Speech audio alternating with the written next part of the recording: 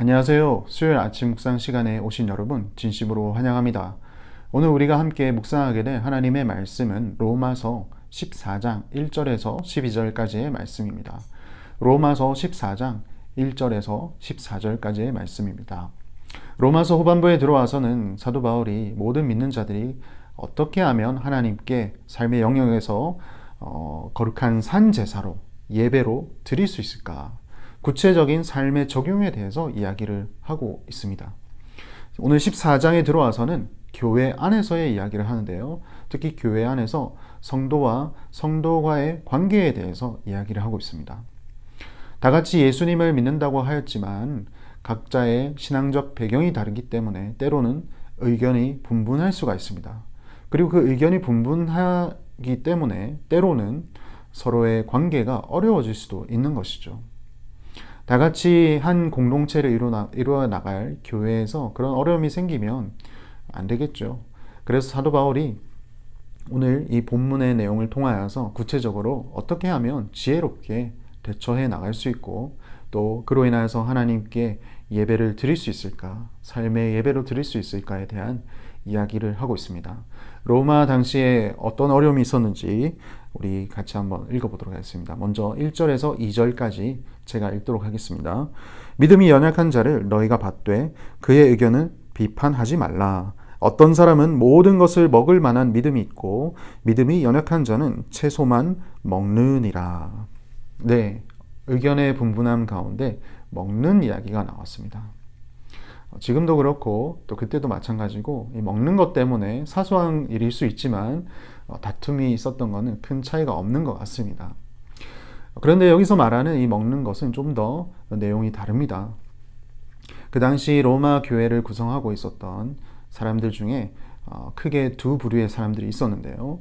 첫 번째 부류의 사람은 유대교의 전통을 이어나온 신앙인이었습니다. 다시 말해서 구약에 있는 율법에 익숙한 사람들이죠. 구약의 율법에 하나님께서 먹지 말라라고 한 구체적인 금한 음식들이 있었습니다. 예를 들면 우상에게 바친 음식이라든지 또 하나님께서 부정하다라고 여긴 동물을 가지고 요리한 음식들, 그것은 구약 성경에서 율법에서 금한 음식들입니다. 이 첫 번째 부류의 사람들은 당연히 그런 음식들을 먹지 않았겠죠.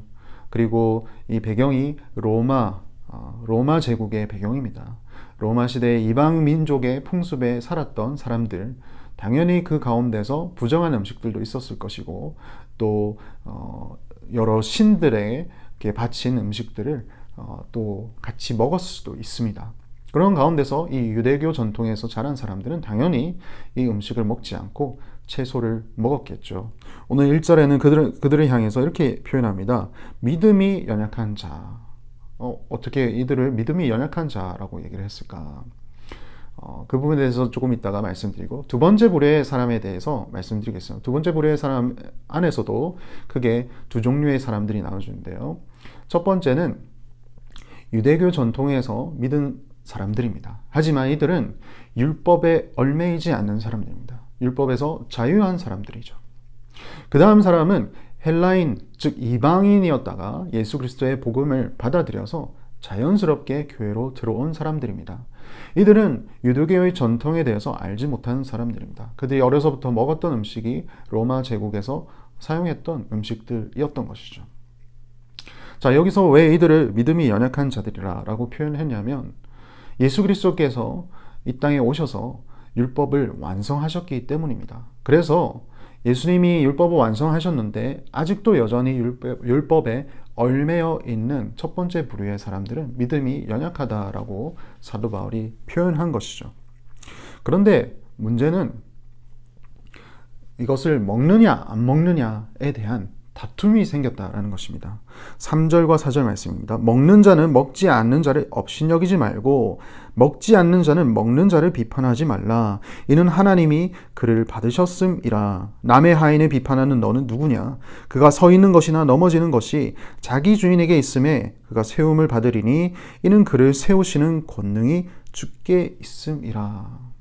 첫 번째 부류의 사람과 두 번째 부류의 사람들 간에 갈등이 빚었습니다. 생겨났습니다. 먹는 것 때문에.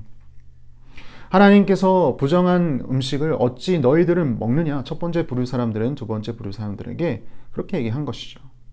그리고 두 번째 부류 사람은 첫 번째 부류의 사람에게 어떻게 하나님께서 주신 음식을 너희들이 가려서 먹느냐? 이제 예수님께서 율법을 완성하셨고 이제 우리는 이 음식에 자유하다. 율법에 얽매일 필요 없다. 그렇게 이야기할 수도 있었던 거죠. 그런데 사도 바울이 여기서 이런 얘기를 합니다. 너희들은 서로 업신여기지 말고 먹는 자를 비판하지 말라. 이는 하나님이 그를 받으셨습니다. 왜 서로 간에 그런 비판을 하느냐? 그 사람이 누군지를 기억하십시오. 그 사람은 하나님이 받으신 사람입니다. 그리고 우리 모두는 4절에 모두는 하나님의 하인입니다. 하나님께서 부르시는 종입니다. 그런데 우리가 어찌 주인 노릇을 하겠습니까? 오직 주인이야말로 자신의 하인이 잘못하고 있으면 그를 세울 것이고 그리고 그를 올바른 길로 인도하실 것인데 어찌 하인이 하인에게 그렇게 얘기를 하고 있습니까? 이렇게 얘기를 하고 있는 것이죠. 비판하지 마십시오. 그게 바로 지혜로운 길입니다. 라고 얘기를 하고 있습니다. 음식 먹는 이야기뿐만 아니라 또 다른 이야기도 합니다. 5절에서 8절까지 제가 읽겠습니다. 어떤 사람은 이 날을 저날보다 낮게 여기고 어떤 사람은 모든 날을 같게 여기나니 각각 자기 마음으로 확정할지니라. 날을 중히 여기는 자도 주를 위하여 중히 여기고 먹는 자도 주를 위하여 먹으니 이는 하나님께 감사하며 먹지 않는 자도 주를 위하여 먹지 아니하며 하나님께 감사하느니라. 우리 중에 누구든지 자기를 위하여 사는 자가 없고 자기를 위하여 죽는 자도 없도다. 우리가 살아도 주를 위하여 살고 죽어도 주를 위하여 죽나니 그러므로 사나 죽으나 주의 것이로다. 먹는 것 외에도 날짜에 대해서도 의견이 분분했습니다. 특히 안식일을 지키는 것 그리고 유대교 절기를 지키는 것에 대해서도 의견이 분분했습니다. 율법에 명시된 대로 그대로 우리는 안식일을 지켜야 하고 그리고 율법을 명시된 대로 하나님께서 제정하신 모든 절기들을 우리는 그대로 준수해야 합니다. 첫 번째 부류의 사람들은 그렇게 얘기했겠죠. 하지만 두 번째 부류의 사람들은 아니다. 예수 그리스도로 인하여서 이 모든 것들은 다 완성이 되었고 우리는 이 날에서도 자유할 수 있습니다. 대신 하나님께 모여서 드리는 이 거룩한 날, 이 예배를 우리가 온전히 드려야 되는 것은 분명합니다. 아마 그런 의견들이 분분했던 것 같습니다. 거기에서도 사도 바울은 말씀하고 있는 것이죠. 나를 중히 여기는 자도 주를 위하여 중히 여기고 먹는 자도 주를 위하여 먹으니 이는 하나님께 감사하며 먹지 않는 자도 주를 위하여 먹지 아니하며 하나님께 감사하느니라. 여러분들의 의견 모두 다 소중합니다. 왜냐하면 그 중심에는 여러분을 위한 것이 아니라 하나님을 위한 것임을 하나님께서 아시기 때문이죠. 여러분들이 감사하기 때문에 그런 거 아닙니까? 그런데 왜 서로 비판하고 서로 업신여깁니까? 우리가 살든지 죽든지 다 주를 위해서 함을 우리는 기억하십시다. 그렇게 이야기를 하고 있습니다. 그렇게 이야기를 하면서 일상 속에서 생겨나는 이 어려움을 사도 바울은 다시 복음의 핵심으로 승화시켜 나갑니다. 9절 말씀입니다. 이를 위하여 그리스도께서 죽었다가 다시 살아나셨으니 곧 죽은 자와 산 자의 주가 되려 하심이라. 여러분을 위해서 지금 그리스도께서 죽으시고 부활하신 것을 기억하십시오. 그게 핵심입니다. 복음의 핵심 아닙니까? 그런데 우리의 삶 속에서는 왜 그 복음의 핵심을 그대로 삶 속에 묻어내지 못합니까? 적용하지 못합니까? 예수님은 여러분을 위해서 죽은 자를 위해서도 산 자를 위해서도 오셨습니다. 당신께서 직접 죽어주셨고 직접 부활해 주셨음을 우리 기억합시다. 그리고 다시 한 번 더 권면하죠. 10절과 12절, 10절, 11절, 12절. 내가 어찌하여 내 형제를 비판하느냐? 어찌하여 내 형제를 업신여기느냐? 우리가 다 하나님의 심판대 앞에 서리라. 기록되었으되 주께서 이르시되 내가 살았노니 무릎이 내게 꿇을 것이요 모든 혀가 하나님께 자백하리라 하였느니라.